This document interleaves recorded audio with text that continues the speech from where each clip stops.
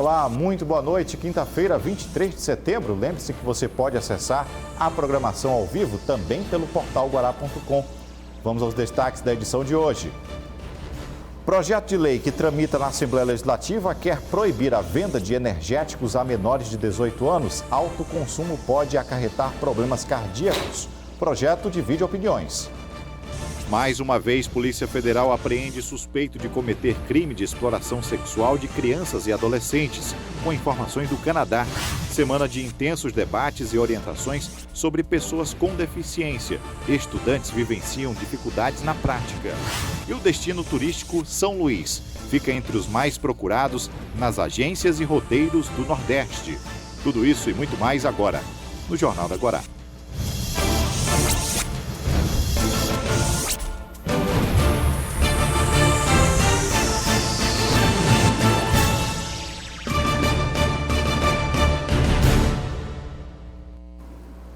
A nossa edição de hoje, quinta-feira, começa dando destaque à política. E tem um fato que chamou a atenção. Tramita um projeto de lei na Assembleia Legislativa que proíbe a venda de bebidas energéticas a menores de 18 anos no comércio.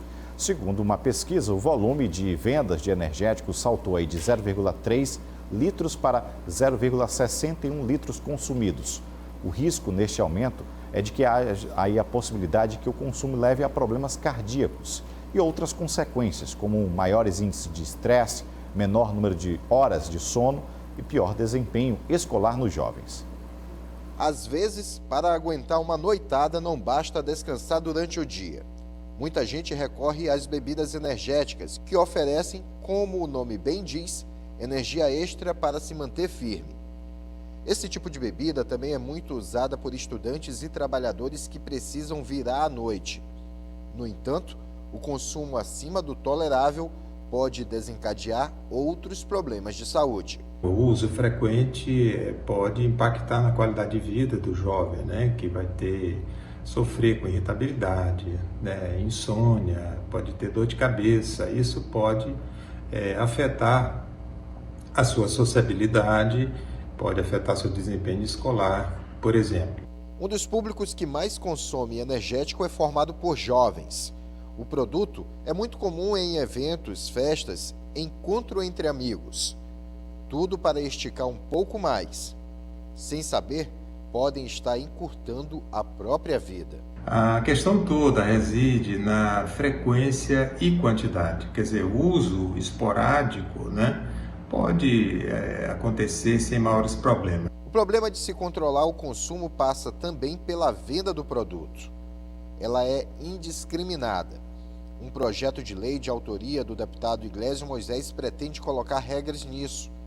A proposta dele é proibir a venda de bebida energética em estabelecimentos comerciais a menores de 18 anos que estejam desacompanhados.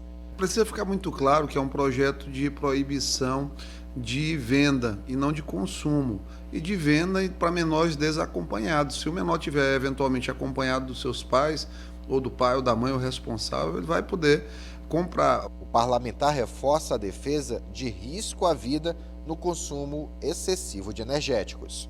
Preocupação de área médica, preocupação de pai também, que nós temos filhos que podem consumir de maneira abusiva esses energéticos, nós temos os colegas e amigos dos nossos filhos e filhas também, então é um território que a própria dinâmica da vida faz que muitas vezes a gente não consiga acompanhar se um filho está tomando energético, não está tomando energético, o que ele está fazendo com um eventual recurso que você dê a ele para gastar de maneira responsável, ele ali, ou por vontade própria ou por influência, vai fazer um uso indevido.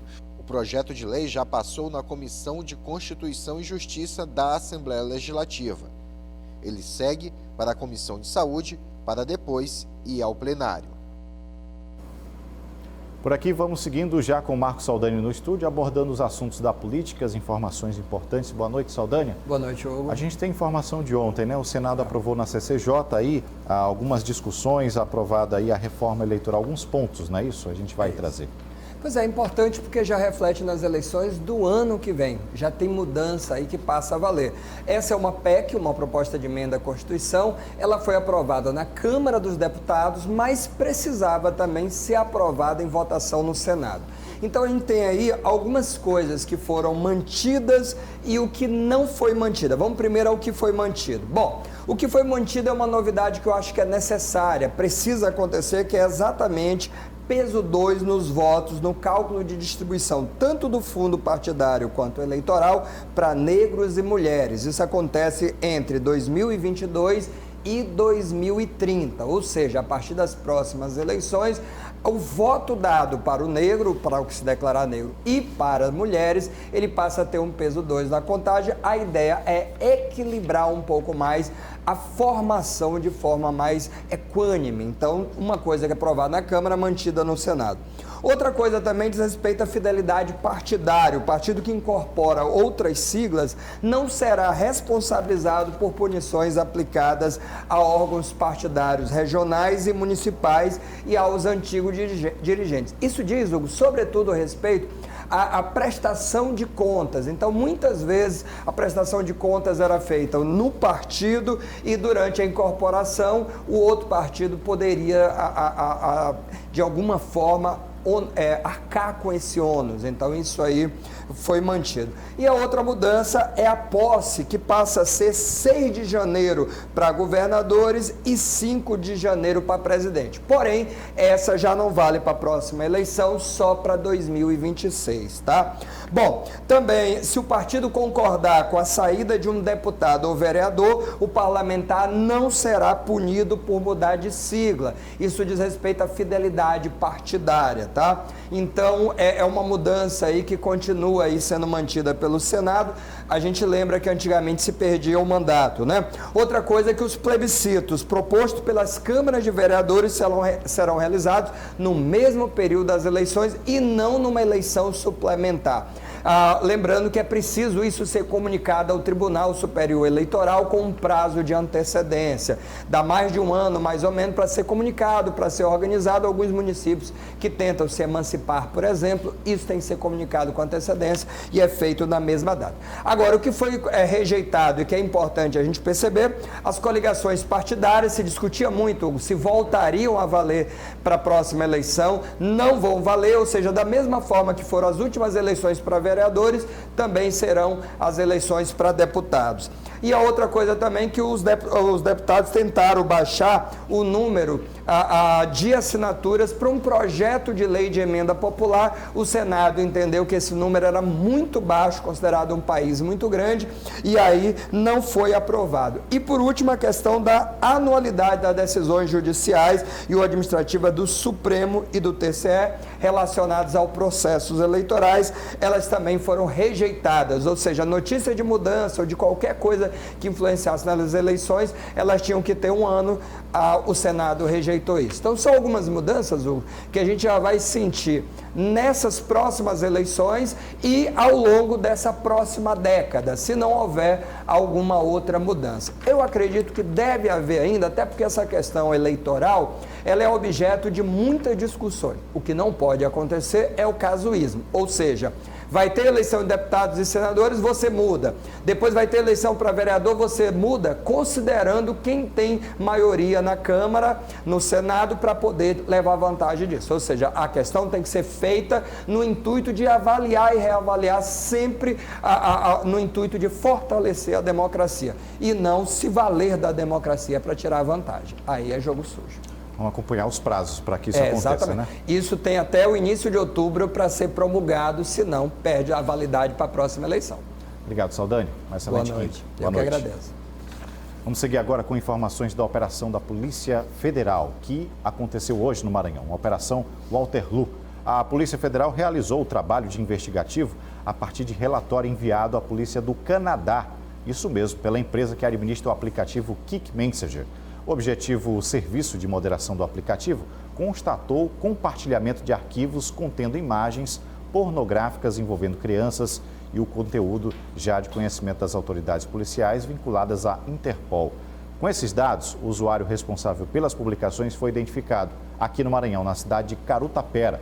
Foi dado cumprimento e mandado de busca e apreensão de computadores, discos rígidos, mídias magnéticas, pendrives, todos os materiais relacionados que possam aí acusar o crime de pornografia infantil, que vão servir de provas na formatação desse crime. Bom, e a gente segue para o intervalo. Daqui a pouquinho, voltando, tendo uma entrevista aqui no estúdio com a secretária adjunta da Agricultura Familiar do Maranhão. Um instante só.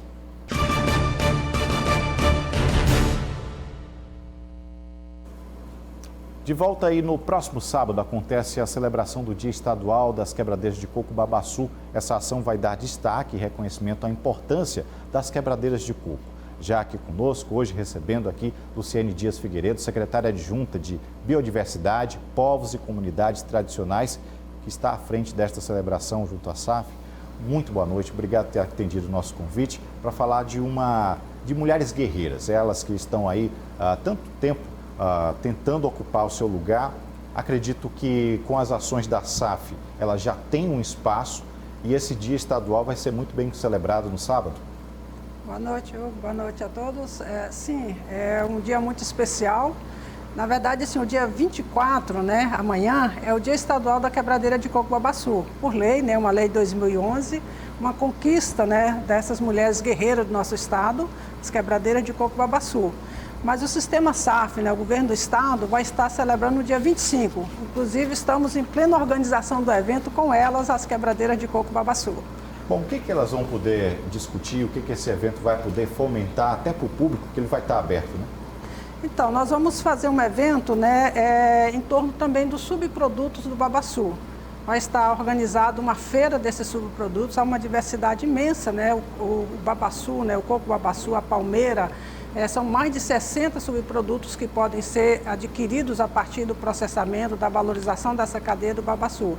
Então, elas, as quebradeiras de coco, né, vão estar organizando essa feira, teremos várias místicas, né, também uma atividade cultural e uma atividade política, né, para lembrar que esta é uma conquista histórica destas mulheres aqui no nosso estado. Elas são atendidas por intermédio do PROCAF no governo do estado. E de que forma funciona o PROCAF para essas quebradeiras? Sim, na verdade, são diversas ações, né, que o sistema SAF trabalha com as quebradeiras de coco babaçu. E uma delas é o PROCAF, né, o Programa de Compras da Agricultura Familiar, que já está desde 2016, né, funcionando no nosso estado. É uma lei estadual, né, criada na gestão do governador Flávio Dino. Mas é a primeira vez, agora em 2021, que a SAF lança um PROCAF específico para as quebradeiras de coco babaçu, para valorizar a cadeia do babaçu. Então, foram 19 organizações de quebradeiras contempladas, né? Essas organizações, né, os projetos delas variam em média de R$15 mil, e elas entregam ao sistema, à Secretaria de Estado da Agricultura Familiar, os produtos são diversos, né? Desde sabonete, biscoitos, mesocarpo, vários produtos, e esses produtos são doados àquelas famílias mais vulneráveis, através do sistema de assistência social nos municípios. É importante dizer que a SAF também faz essa orientação para essas quebradeiras. Ela, apesar delas terem uma grande organização, que a gente já pôde perceber isso em algumas cidades, em algumas ações da própria SAF, mas a SAF também oportuniza essa educação, essa orientação para elas. Sim, é uma orientação voltada, né, para o processamento, o beneficiamento do coco babaçu, né, gerando novos produtos, né, e também para a organização do mercado, né, cada vez mais buscando acessar novos mercados e assim fazer a economia do babaçu também girar pelas mãos de quem trabalha e luta pela preservação dos babaçuais, que são as quebradeiras de coco babaçu. Bom, agora chegou o momento da gente falar dessa atividade que vai acontecer com as quebradeiras de coco, aonde vai ser, que horas começa? Então, a grata satisfação de dizer que é no Palácio dos Leões, né?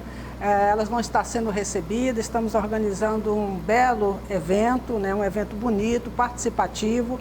Então, dia 25, a partir das 15 horas, contamos, né, com a presença, a população toda está convidada, vamos lá valorizar. As pessoas vão poder adquirir os produtos, né? Vão poder adquirir, vai estar sendo feita a feira, vão ser diversas barracas, né, e elas, as quebradeiras de coco, comercializando os seus produtos. Dia 25, no Palácio dos Leões, esse importante evento. Bom, só tenho a agradecer a Luciene Dias Figueiredo, secretária adjunta de Biodiversidade, Povos e Comunidades Tradicionais. Nosso muito obrigado, sucesso no evento e parabéns pelo trabalho desenvolvido na SAF. Obrigada. E estejam convidados a estar lá conosco. Obrigado. Bom, e a gente segue aqui informando que durante toda esta semana o Jornal da Guará veio trazendo informações também de debates e conquistas para a pessoa com deficiência.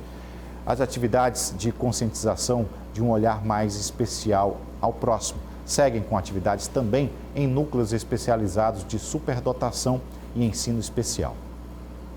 Olhos vendados e somente as mãos para identificar qual tampa encaixa na boca certa do tipo de recipiente correspondente.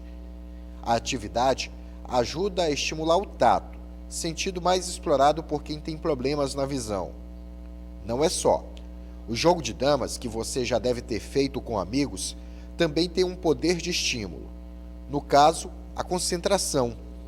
Cada uma dessas brincadeiras, simples e sem muitas pretensões, são essenciais para nos fazer entender como pessoas com deficiência sentem o mundo. Nós trabalhamos nesse jogo as cores, a atenção, a memorização, a percepção visomotora, porque ele olha, ele vai ter que encaixar as peças correspondentes de acordo com as cores. Então, de uma forma divertida, o aluno, o autista, pessoas com deficiência, ou então mesmo para trabalhar com idosos, vão estar desenvolvendo as habilidades de atenção e percepção, além do raciocínio lógico. As atividades fazem parte da Semana da Pessoa com Deficiência. Bom, inicialmente eu gostaria de me apresentar fazendo minha audiodescrição, né? Eu sou uma pessoa de pele clara, calvo, tenho uma estatura média, magro, estou usando uma camisa branca e ao fundo o corredor de uma escola com estudantes em atividade com tecnologias de baixa, com materiais de baixa tecnologia. A Semana da Pessoa com Deficiência, né, que é o que nós estamos aqui dando visibilidade, ela é apenas para marcar, né, um momento e uma luta, né, que é alusiva ao dia 21, que é celebrado o dia de luta das pessoas com deficiência em prol dos seus direitos. O Gabriel experimentou diversos jogos. Contou a percepção que teve ao tentar encaixar as tampas nas garrafas certas. Eu percebi que requer muita atenção e questão de muito contato, pois para a pessoa descobrir, ela tem que ir tocando nas coisas. Então o jogo requer muita atenção e muito contato. Ao final, percebemos que os jogos não são apenas meios de inserir pessoas com deficiência no meio social comum. Trata-se de nós entrarmos no mundo deles também, sentindo as mesmas sensações que eles. O Jornal da Guará segue para mais um intervalo. Na volta, mais uma polêmica sobre a aplicação das vacinas aqui no Maranhão. Um instante só. O juiz da Vara de Interesses Difusos e Coletivos, Douglas de Melo Martins, determinou que a Prefeitura de São Luís deve aplicar a segunda dose da vacina contra a Covid-19 em pessoas que estiveram nos arraiais de vacinação realizados pelo governo do estado. E o governo do estado está obrigado a repassar as doses extras necessárias para a aplicação dessas segundas doses no público que esteve nos arraiais. A decisão acontece após um pedido da Defensoria Pública Estadual que identificou uma dificuldade na população em conseguir ter acesso à segunda dose da vacina em São Luís devido ao impasse entre o estado e a prefeitura. A decisão liminar foi obrigando o município a aplicar a segunda dose quando a primeira ocorresse em algum desses órgãos do estado ou em outro município, como também o de obrigar o estado a fornecer doses adicionais ao município de São Luís, quando este gastar doses que seriam para os seus munícipes, tenham que utilizar para pessoas de outros municípios. Então, estado precisa, quando a primeira dose ocorrer no município, aplicar a segunda dose lá, município da mesma forma, quando a primeira dose foi em um local do estado, aplicar a segunda dose aqui. O objetivo qual é? O objetivo é garantir que as pessoas tenham acesso à segunda dose. O grande desafio no mundo hoje é convencer quem tomou a primeira dose a tomar a segunda. Por quê? Porque a imunização completa só ocorre depois da segunda dose. Então, não pode se criar qualquer tipo de obstáculo a quem tomou a primeira dose em um local, precisa se deslocar para um local distante, porque próximo da sua residência não seja garantido o seu direito de obter a segunda dose. Bem, casos recorrentes de ônibus pegando fogo na Grande Ilha de São Luís. Este mês já foram 2 casos registrados. No dia 17 de setembro, um ônibus pegou fogo por pane elétrica no meio da Avenida Getúlio Vargas. Ninguém ficou ferido e o Corpo de Bombeiros conteve as chamas. E o outro caso recente aconteceu ontem à noite na Avenida Beira-Mar por problemas mecânicos, segundo o Corpo de Bombeiros. A Secretaria Municipal de Trânsito e Transporte informou que vai apurar as causas desse incêndio do coletivo que fazia a linha São Raimundo Rodoviária. A SMTT informou ainda que o veículo do ano de 2013 pertence ao consórcio Pão Açu e está nos padrões exigidos pela Lei Municipal número 3.430. Vamos ver agora o que diz um tecnólogo em eletrônica sobre essas panes. A gente tem que ter alguns cuidados básicos na manutenção dos veículos. Uma delas é estar fazendo a verificação da fiação, né? Verificar se não existem fios desencapados em curto entre si ou em curto com a carcaça do veículo que podem ocasionar uma passagem de corrente elevada, e essa corrente elevada pode ocasionar um incêndio. Outra situação seria em relação a fusíveis, né? Quando você identificar algum fusível queimado no veículo, procure trocar pelo mesmo valor original, porque se você colocar um maior, pode acontecer um ponto de aquecimento, né? E ocasionar um curto-circuito ou um incêndio, né? Como consequência, um incêndio. E vamos falar agora da maior indústria do Maranhão. A céu aberto é o nosso turismo. Com dados da Associação Brasileira das Operadoras de Turismo, a região Nordeste é a mais procurada. São Luís teve um aumento expressivo com comparação em outras cidades turísticas. Em meio à vacinação contra a Covid-19, brasileiros começam a demonstrar maior interesse em retomar viagens de turismo.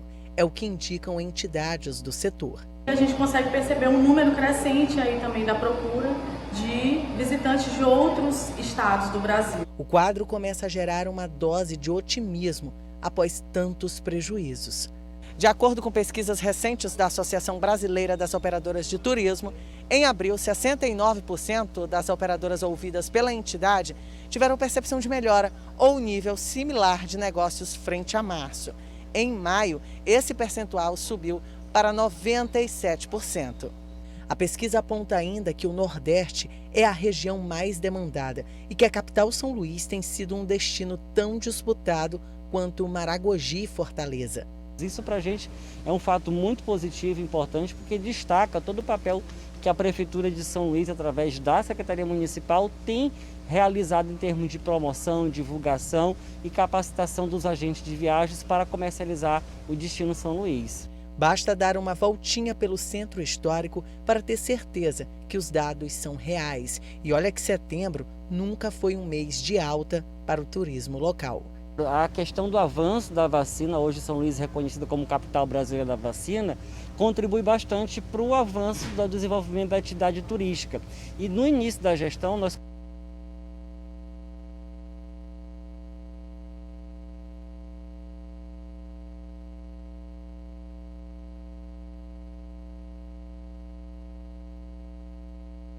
feito para sair de casa. Não vi a hora de poder dar uma saída, respirar, e férias, eu falei, vou para o Maranhão. Eu já tinha vontade de vir, aí não teve oportunidade, mas agora deu certo. Neste período inicial de flexibilização, as pessoas buscam por mais áreas abertas, como as praias, por exemplo, e o Maranhão é o destino perfeito. Visitei o Palácio, achei muito bonito, visitei o teatro, também muito bonito. Acho que o governo do Maranhão está se preocupando muito com a questão da proteção, então é importante. Enquanto o setor se organiza para os novos tempos, para os viajantes, a exigência pode se resumir a duas coisas: responsabilidade e cuidado com a vida. Pois é, você ouviu aí, né? A gente mora num paraíso, tem muita gente querendo vir para cá e a gente querendo sair para passear só. A gente fica por aqui, uma ótima noite para você e até amanhã, 18h45.